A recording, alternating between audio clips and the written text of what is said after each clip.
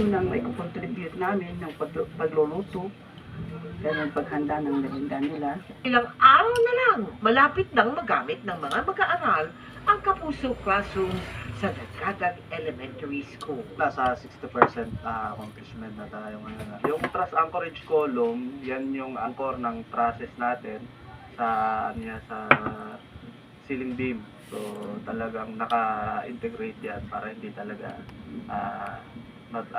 lipa rin kapag malakas yung hangin. At sa mga nais makiisa sa aming mga projects, maaari po kayong mag-deposito sa aming mga bank account o magpadala sa Cebuano Lumiere. Pwede rin online via GCash, Shopee at Lazada. Nitong Marso lang nasagip ang isang batang ayon sa kanyang mga kaanak ay pinaglimos sa panahong nawawala ito. Di tulad niyan, ilan pang kaso ng pagdukot ang hindi pa natututukan. May sapat nga ba tayong batas para tugunan ang ganitong mga kaso? Tutukan sa special report ni Oscar Oida.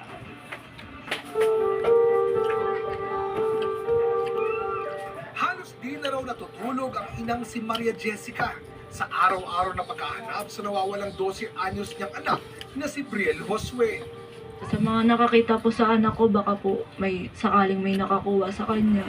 Sana po napapakain siya ng maayos, naaalagaan siya.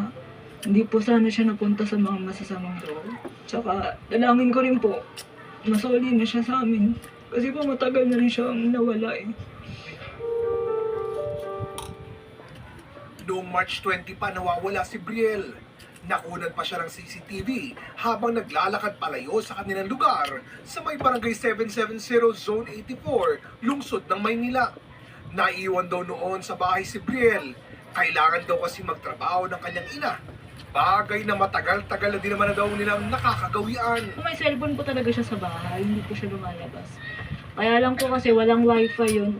Kumbaga dina-download lang din po yung mga pinapanood niya na cartoon. Nawalan po ng wifi, siguro po nagsawa na rin sa mga pinapanood. Kung saan-saan na raw sila nakarating kakahanap, pero bigo silang makita ang bata. Ano po ang nakarating sa Mindoro natin po. Wala po talaga. Wala na ako na ang loob. Siguro yung bata ay nakalayo na po yan talaga dito sa District 5. Hindi na po yan dito. Kasi kung dito lang, nakauwi na yan. Dahil kaming mga chairman, mayroon po kaming GC.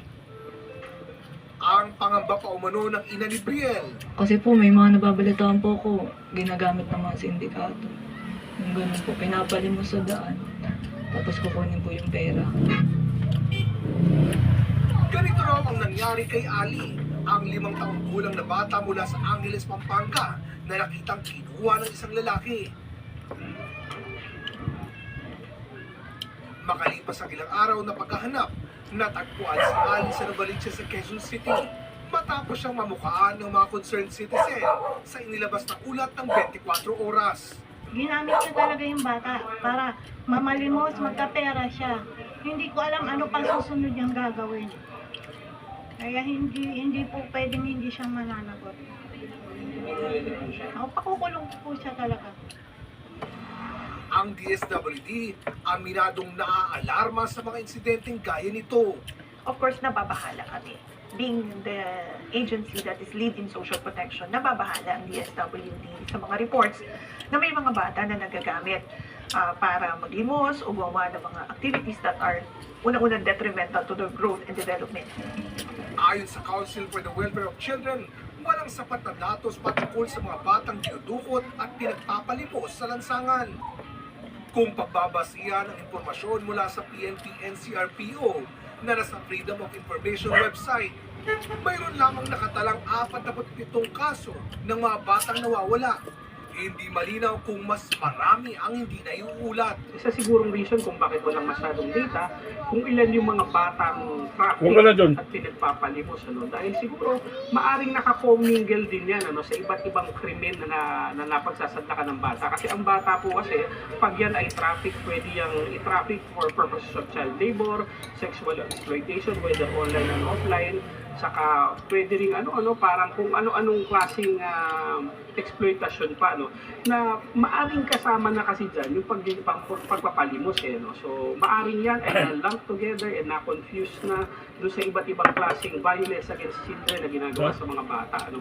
Pero giit ng CWC, may sapat naman daw tayong mga batas at kusukusan din ang mga operasyon ng iba't ibang law enforcement agencies para mapanagot ang mga nang-aabuso sa mga kabataan. Para sa GMA Integrated News, Oscar Oida, nakatutok, 24 oras. Sugatan matapos saksakin ng kanyang